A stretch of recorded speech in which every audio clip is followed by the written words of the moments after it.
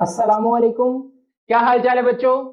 Welcome back to UO chemist. तो आज हम हेट्रोसाइक्लिक कंपाउंड्स का लेक्चर नंबर 6 और इंडोल की प्रिपरेशन का लेक्चर नंबर 3 लेकर आए हैं, जिसमें हम the Gassman synthesis of indole करेंगे। तो इंडोल प्रिपरेशन का इससे पहले 2 लेक्चर्स अपलोड कर रखे हैं, द फिशर इंडोल सिंथेसिस और द मेडलंग सिंथेसिस, जिसका लिंक आपको डिस्क्रिप्शन में मिल जाएगा। तो आइए हेडिंग लगाते हैं,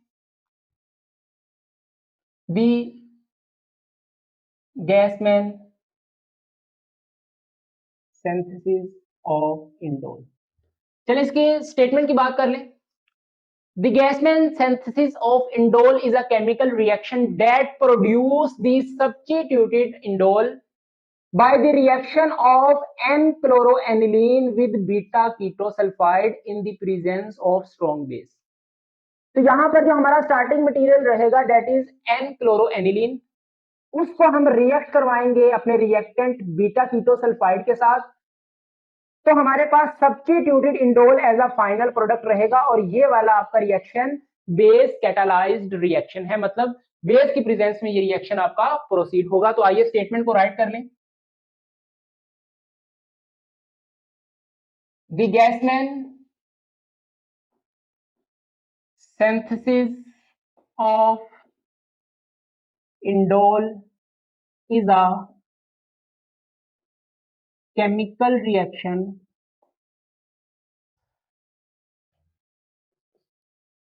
that produce the substituted indole by the reaction of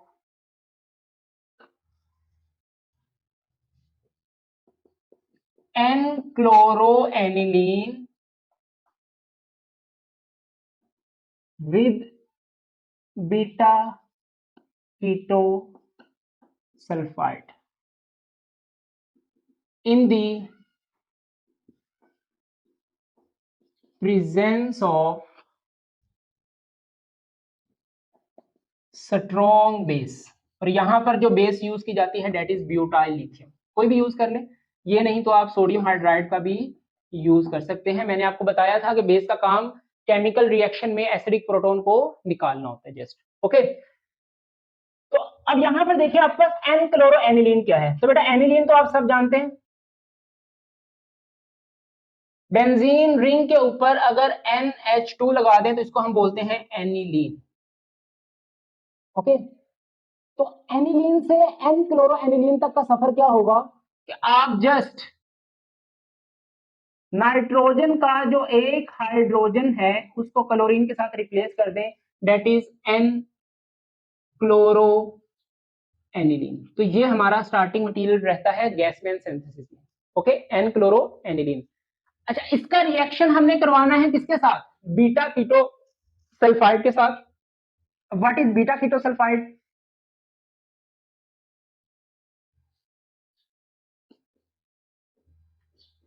ये this is your beta ketosulphide. अच्छा, ये वाला रिएक्शन मैं ऑलरेडी आपको पढ़ा चुका हूं, शायद कुछ बच्चे पहुंच गए हों, बट मैंने ये रिएक्शन विद मैकेनिज्म आपको करवाया।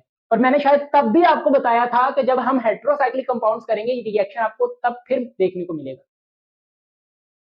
ये रिएक्शन हमने किया था सल्फर केमिस्ट्री में, जब reaction of sulphur containing compound with N chloroaniline करवाया था ना मैंने।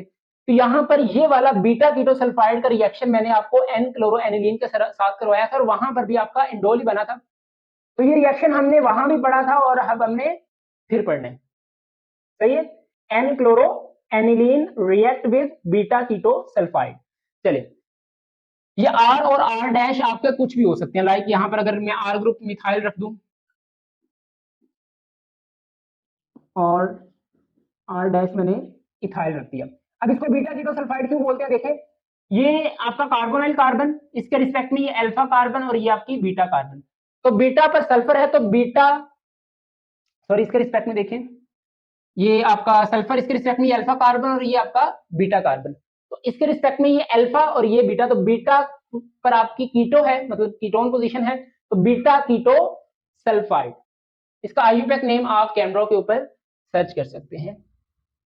तो प्लेलिस्ट में मैं आपको ये बता दूंगा कि किस तरह आप कैमरा का यूज करते हुए नेम्स को स्ट्रक्चर में और स्ट्रक्चर को नेम में कन्वर्ट कर सकते हैं। वो मैं आपको वीडियो एक एडिशनल आपको यहाँ पर मिल जाएगी।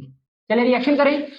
ओके, तो अब तक आप समझ गए हमारा स्टार्टिंग मटेरियल क्या है, N क्लोरोएनिलीन।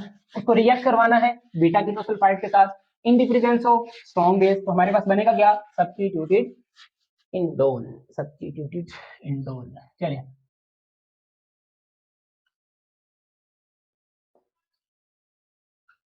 it is your N-chloroaniline react with, अभी मैं जर्नल ले रहा हूं, बीटा कीटो सल्फाइड। अब बेटा यहां पर देखो सल्फर के ऊपर लोन पेयर्स हैं, तो यहां पर देखें आपके पास नाइट्रोजन और क्लोरीन, तो यहां पर इलेक्ट्रोनेगेटिविटी डिफरेंस है, तो chlorine is partial negative and nitrogen is partial positive, क्योंकि क्लोरीन इज ज्यादा इलेक्ट्रोनेगेटिव है। ओके, तो इलेक्ट्रॉन डेंसिटी क्लोरीन की तरफ आएगी, तो नाइट्रोजन आपका पार्शियल पॉजिटिव रहता है और क्लोरीन आपकी पार्शियल नेगेटिव। अब जैसे ही ये पार्शियल पॉजिटिव है, मतलब इलेक्ट्रोफिलिक पोजीशन है, तो ये सल्फर के लोन पेयर जो है ये आपके अटैक करते हैं इस नाइट्रोजन के ऊपर और ये बॉन्ड आपका यहाँ पर ब्रेक हो जाता है, मतलब यहाँ पर -Cl नेगेटिव हो गया और इस NH के साथ ये सल्फर आकर अटैच होते हैं। तो क्या बनेगा आपका,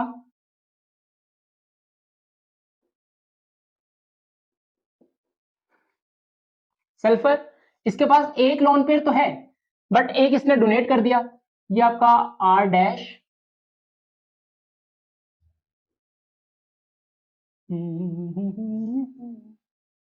ये, और सल्फर पर आ जाएगा आपका पॉजिटिव चार्ज। क्लियर है, समझ आया? जैसे इसको मैंने यू करके लिख दिया, सल्फर का बॉन्ड बना दिया नाइट्रोजन के साथ, सल्फर ने लोन पेयर दिए हैं तो इस पर आ जाएगा पॉजिटिव चार्ज, बाकी ये वाला पार्ट आपका ये नीचे आ गया और ये वाला R डैश आपका ये ऊपर चला गया। कोई मसला नहीं।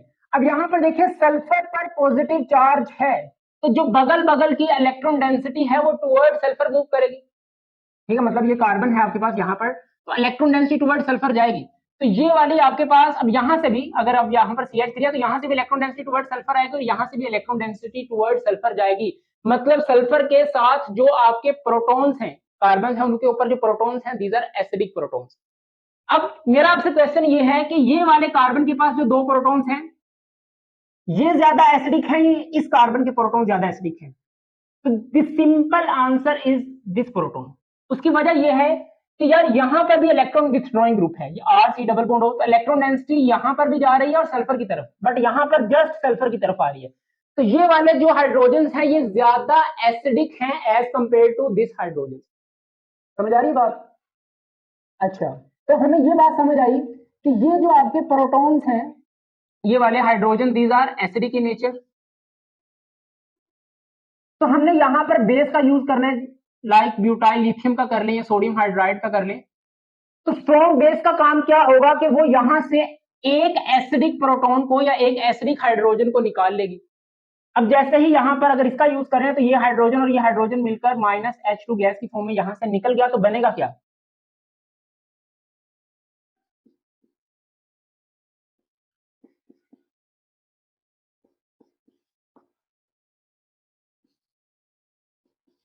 इस कार्बन के ऊपर आ जाएगा नेगेटिव चार्ज, सही है, और सल्फर के ऊपर तो पॉजिटिव चार्ज है। ये आपका क्या बन गया, ये एक तरह का लाइड प्रिपरेशन हो गया। लाइड किसको बोलते हैं, ऐसी स्पीशीज जिसमें एक ही मॉलिक्यूल के ऊपर पॉजिटिव और नेगेटिव चार्ज हो उसको हम लाइड बोलते हैं।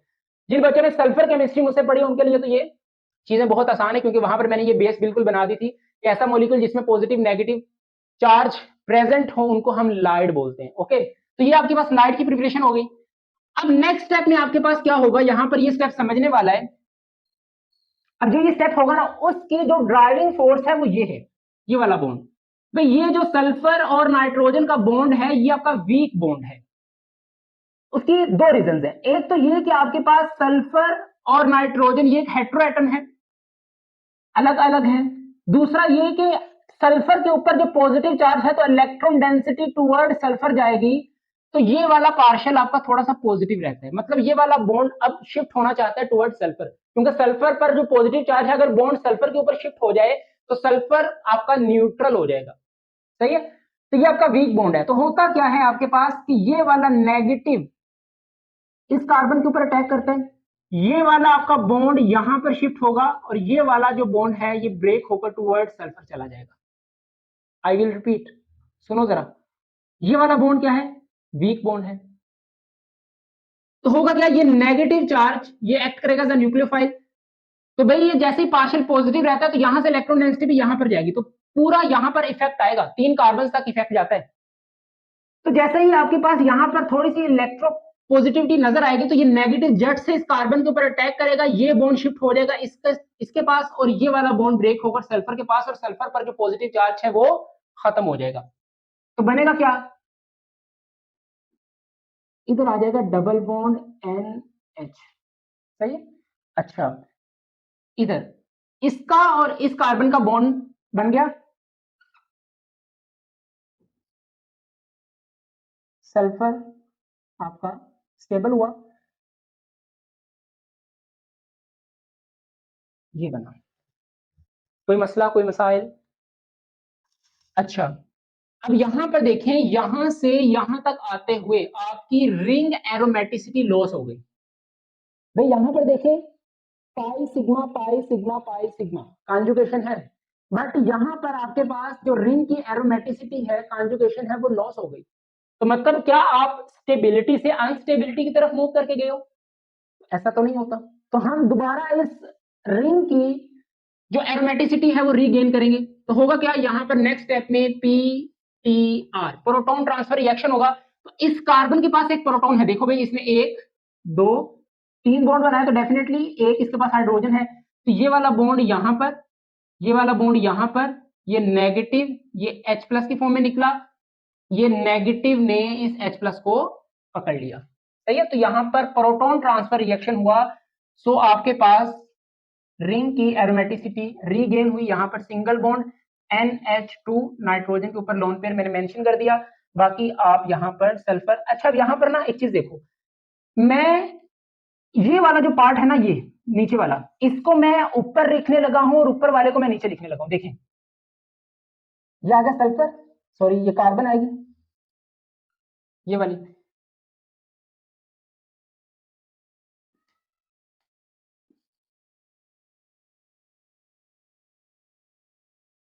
गौर से देखो जरा मैंने क्या किया, जस्ट मैंने ग्रुप्स को इंटरचेंज कर दिया, जो नीचे था उसको ऊपर कर दिया, जो ऊपर था उसको नीचे कर दिया, कोई मसला नहीं होना चाहिए, ठीक है। प्रोटॉन ट्रांसफर एक ही स्टेप में मैंने दोनों, हालांकि मैं अलग अलग कर सकता था लेकिन एक ही स्टेप में, क्योंकि ये स्टेप तो नहीं है, तो जस्ट मैंने उसको रीअरेंज किया ना। तो ये जैसे ये बॉन्ड यहां पर गया, ये ऊपर, ये प्रोटॉन ट्रांसफर रिएक्शन तो समझ आ गया, इसको मैंने ऊपर उसको मैंने नीचे लिख दिया।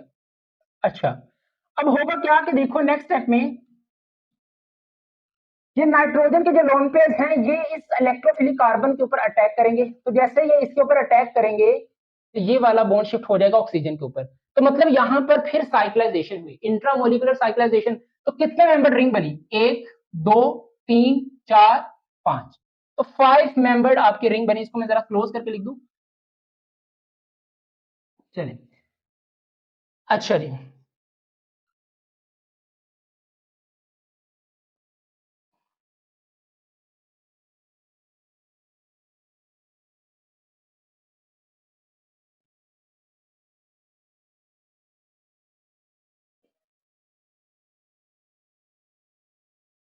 जी प्यारे बच्चों, कोई मसला कोई मसाइल। नाइट्रोजन के ऊपर पॉजिटिव चार्ज क्यों आया, क्योंकि इसने लोन पेयर डोनेट कर दिया, तो नाइट्रोजन जब भी 4 बॉन्ड बनाता है इस पर पॉजिटिव चार्ज आता है। अब यहां पर देखिए कि ऑक्सीजन के ऊपर नेगेटिव चार्ज है, नाइट्रोजन के ऊपर पॉजिटिव चार्ज है, तो जरा सोचो अगर नाइट्रोजन एक हाइड्रोजन निकाल दे तो वो खुद स्टेबल हो जाएगा, और ऑक्सीजन अगर एक प्रोटॉन ले ले तो वो भी स्टेबल हो जाएगा। तो कहीं ना कहीं आपके दिमाग में ये बात आती है, आपके माइंड में ये बात आती है कि यहां पर अगर हम प्रोटॉन ट्रांसफर रिएक्शन करवा दें कि एक प्रोटॉन यहां से निकले और इसके पास चला जाए, तो नाइट्रोजन भी स्टेबल हो जाएगा और ऑक्सीजन आपका स्टेबल हो जाएगा। तो यहां पर आपने प्रोटॉन ट्रांसफर रिएक्शन करवाना है, तो ये NH,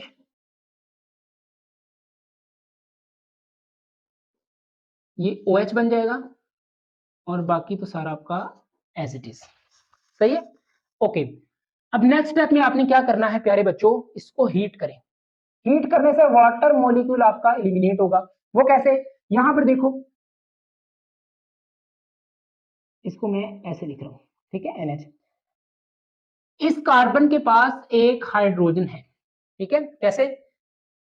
इस कार्बन ने एक ये बॉन्ड बनाया, एक ये बॉन्ड बनाया, एक ये, 3 बॉन्ड है तो डेफिनेटली एक बॉन्ड कम है तो वहां पर हाइड्रोजन होगा। तो जैसे ही आपने इसको हीट किया तो यार ये वाला बॉन्ड यहां पर आता है और ये यहां से निकल जाता है OH नेगेटिव की फॉर्म में, ये H प्लस की फॉर्म में। तो OH नेगेटिव इस H प्लस को पकड़ेगा, वाटर मॉलिक्यूल निकल गया, मतलब ये यहां से गया, ये यहां से गया, तो यहां पर आपका डबल बॉन्ड बनना स्टार्ट होता है।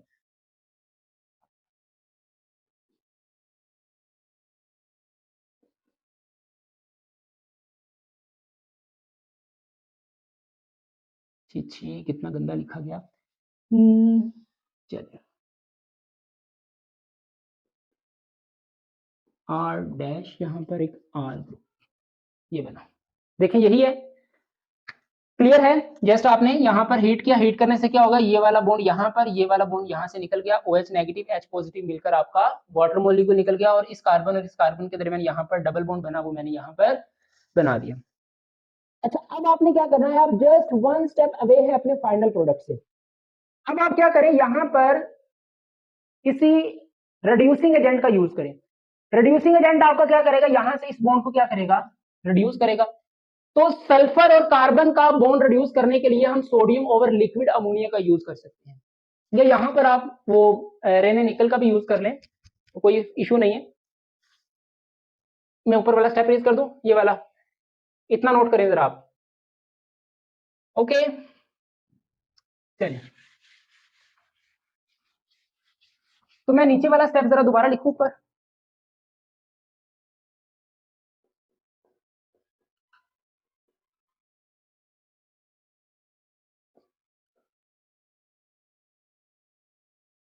ये, अब आप क्या करें, सोडियम ओवर लिक्विड अमोनिया का यूज कर लें या रेने निकल का यूज कर लें। तो यहां से आपके पास क्या होगी, इसकी रिडक्शन, रिडक्शन मतलब यहाँ पे हाइड्रोजन ऐड हो जाएगा, यहाँ भी।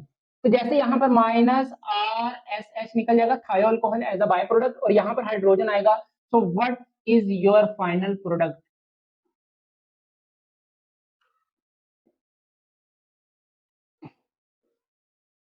This one. ओके, तो ये आपका क्या बना, सब्स्टिट्यूटेड इंडोल। अच्छा, ये देखने में अजीब लग रहा है ना, ये वाला इंडोल या ये इंडोल,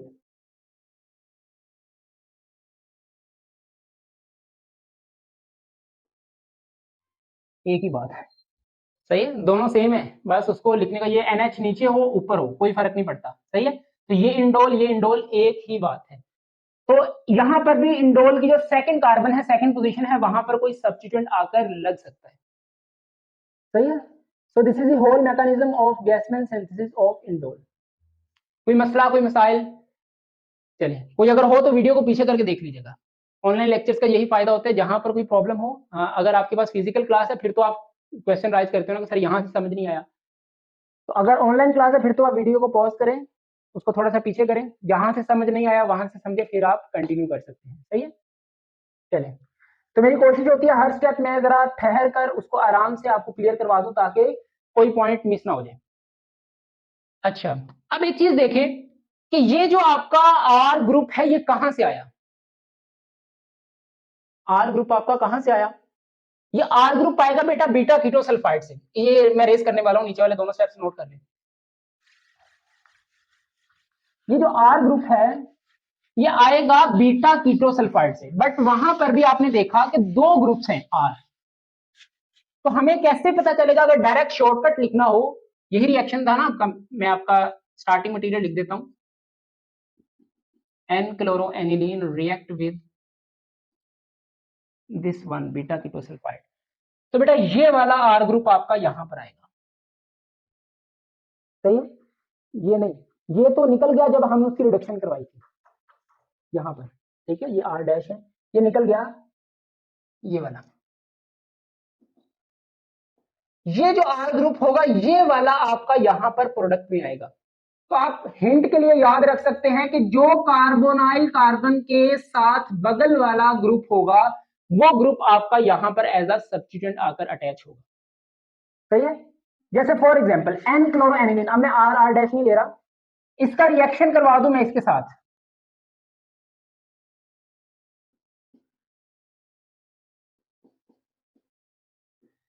चलिए, what is your final product? Condition मैंने वो दे दी, ब्यूटाइल लिथियम और एटसेट्रा। स्टार्टिंग मटेरियल हर एक का अलग अलग है, आप देख समझ जाओगे कि रिएक्शन कौन से। चलिए इंडोल बनाएं।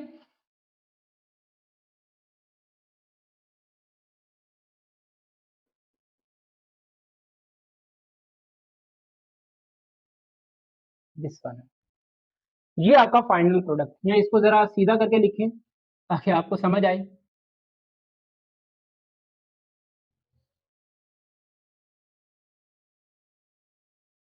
ये इंडोल बनेगा। कहां से आया? ये CH3 यहां पर और यहां पर लग गया। क्लियर है? तो देखिए जो C2H5 है उससे कोई लेना देना नहीं है, सल्फर के साथ जो भी ग्रुप हो उसको निकाल दें चुप करके, ठीक है।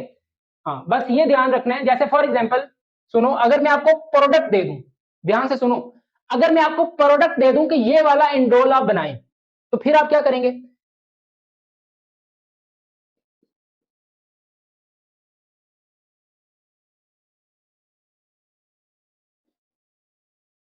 चलिए मैं कहता हूं prepare this indole by Gassman synthesis. अब मैंने आपको स्पेसिफिक कर दिया। हालांकि ये वाला इंडोल आप फिशर इंडोल से भी बना सकते हैं, ये वाला इंडोल आप मेडलंग से भी बना सकते हैं, सही है। अब जैसे फॉर एग्जांपल अगर फिशर इंडोल से बनाना हो तो क्या करेंगे? यहां पर आपने लेकर आना है, तो वहां पर आपका जो स्टार्टिंग मटेरियल वो क्या है, जल्दी से देखो जरा। एन क्लोरोएनिलीन, सही है। ये मैं रेज कर देता हूं। रिएक्शन ये वाला आपने अगर बनाना है तो बेटा आपको ये वाला कीटोन लेना पड़ेगा।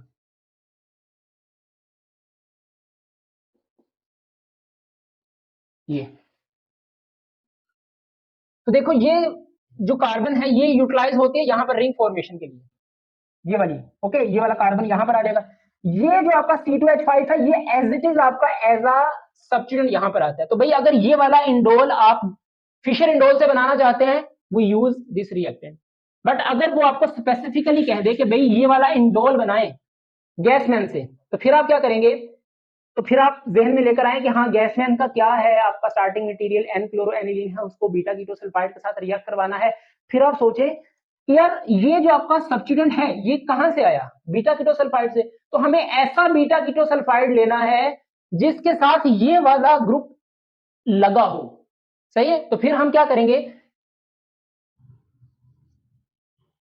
N chloroaniline react with C2H5।